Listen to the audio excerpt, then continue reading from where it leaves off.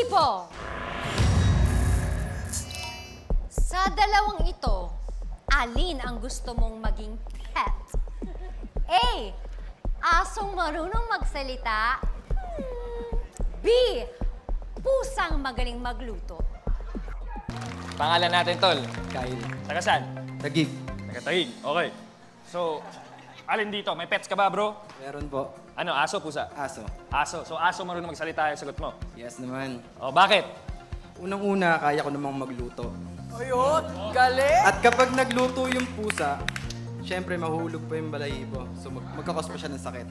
Pangalawa, yung pinili ko yung A kasi yung aso, comforting, companionship, and willing to listen. What more pa kaya ako nakakapagsalita, di ba? Mas naiintindihan namin yung isa't isa. Diba? Tama! Pero eto! Kung ikaw, aso pare, o yung aso mo, ano kayang boses ng aso mo? Okay lang yun para malaman ko naman tuwing madaling araw kung ano ba yung tinatawal nila, kung aswang ba, Oo. magnanakaw. Si sample, kunyari ikaw yung aso mo, paano siya magsasalita? Paano niya warningan yung si Kyle?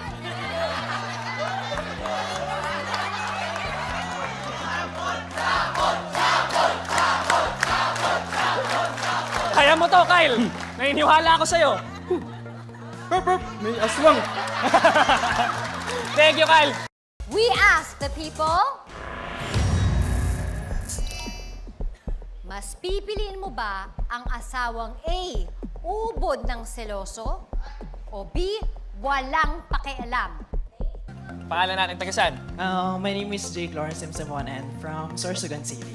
I'm from Sorsogon. Yes, from Bicol, Oragon. Ano ang sagot mo? Magkaiba ba kayo ng sagot? Agree ka ba sa kanila? Ano? Para sa akin po is letter B, walang pakialam. Mas nasanansalan So, ka. sinong gusto ng freedom? Sinong gusto ng freedom sa Sino inyo? gusto ng freedom? Sino gusto? Siyempre sa relasyon, need natin ng freedom, di ba? So, dapat maging freedom tayo kung ano yung gagawin natin. Hindi lang tayo puro siloso. Dapat lagi tayong magbibigay ng space para sa kanila. Hindi na lang yung palaging siloso. Yung parang may nakakapit sa yung tinik sa puso mo na parang palagi kang mag-update na lang ako sa kanya, ganun. O may bangkong masasakal, ganun. Ayun na nga. Mabubulabog, mabubugbog, Kaya ganyan, nga, di ba? Pare, parang may pinanggagalingan to, ha? Sorry. Bakit? Ano ba nangyari? Hindi naman, parang nare-relate ko lang siya sa past ano po? Past relationship mo, okay lang ito. Okay lang, okay lang. Okay lang yan, ha? Maraming salamat, pare.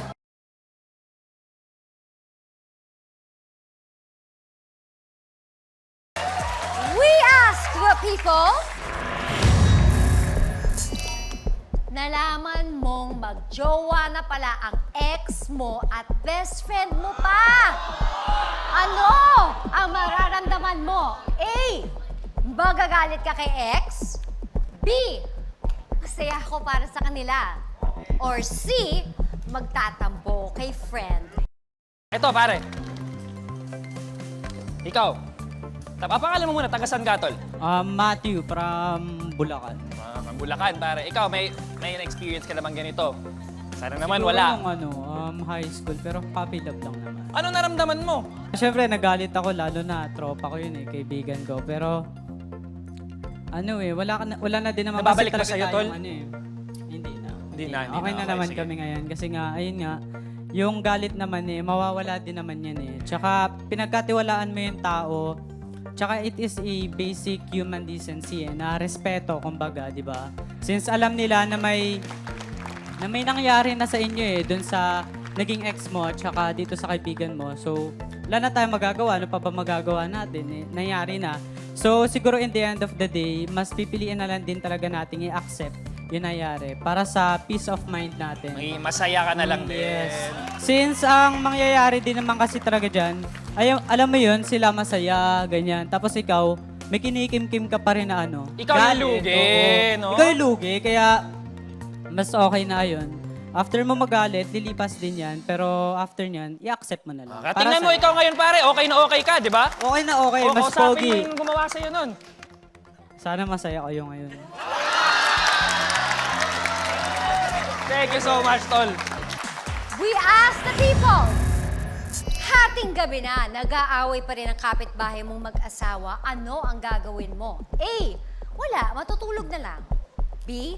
Maayos na kakausapin. C. Magpo-post sa social media. Ang dami mong fans tala. Pangalan mo muna, pare. Gerald de la Cruz Mendoza from Pasig City! Hey!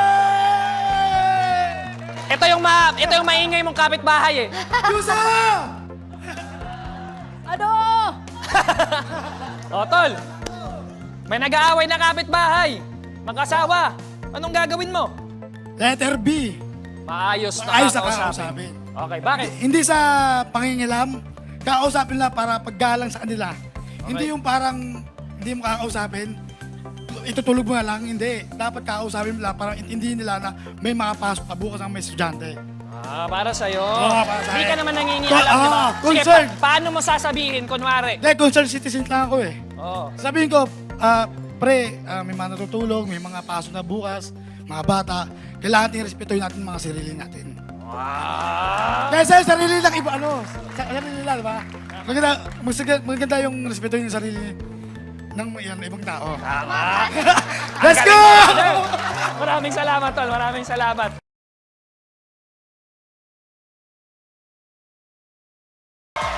We ask the people